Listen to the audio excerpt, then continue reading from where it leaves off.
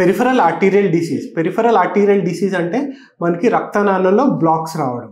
దీనికి మనం ముఖ్య కారణాలు డయాబెటీస్, అన్కంట్రోల్డ్ షుగర్స్, లేకపోతే ఎక్కువ బ్లడ్ ప్రెషర్స్, లేదా స్మోకింగ్ వల్ల ఈ రక్తనాళంలో బ్లాక్స్ అనేవి ఏర్పడుతూ ఉంటాయి. దీనివల్ల పేషెంట్కి వచ్చే సిమ్టమ్స్ ఏముంటాయి అంటే ఒక కాలు చల్లబడడం కానీ, లేకపోతే వాకింగ్ డిఫికల్టీ కానీ, లేకపోతే సివియర్ పెయిన్ కానీ, లేకపోతే నాన్ హీలింగ్ అల్సర్స్ అంటే ఎప్పటి నుంచో పుండ్లు మానకుండా ఉండడం కానీ, తిమ్మిర్లు కానీ, ఇట్లాంటి కంప్లైంట్స్ అనేవి ఉంటూ ఉంటాయి.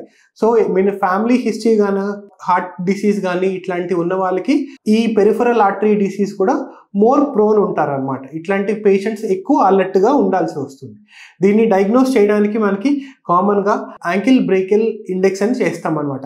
అంటే మన అప్పర్ లింబ్లో ప్రెషర్స్, లోవర్ లింబ్లో ప్రెషర్స్ డిఫరెన్స్ చూసి మనం ఎంతవరకు బ్లడ్ ఫ్లో కాంప్రమైజ్ అనేది చెప్పగలము. And recent modalities like ultrasound, CT scan, MRI చేయడం వల్ల మనకి ఈ బ్లాక్స్ అనేవి ఎక్కడ ఉన్నాయో ఏర్పడతాయి. అండ్ ఇంటర్వెన్షనల్ రేడియాలజీ ద్వారా మనం ట్రీట్మెంట్ ఆప్షన్స్ అనేవి దీంట్లో చాలా రకాలుగా ఉన్నాయి.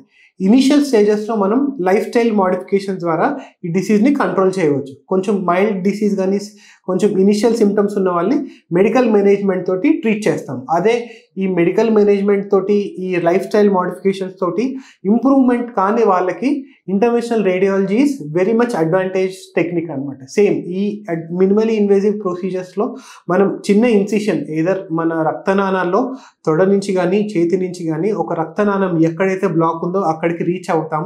అక్కడ యాంజియోప్లాస్టీ, ఏదైతే బ్లాక్ అయిన బ్లడ్ వెజల్ని బెలూన్ యాంజియోప్లాస్టీ ద్వారా ఓపెన్ చేస్తాం.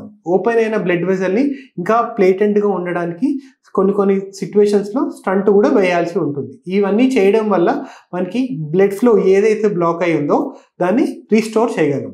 మీరు తీసుకునే అదే మందులు, అదే నాణ్యమైన మందులు, కానీ సగం ధరకే. అవును, మెడ్ ప్లస్ బ్రాండ్స్ పై 50 to 80% తగ్గింపు.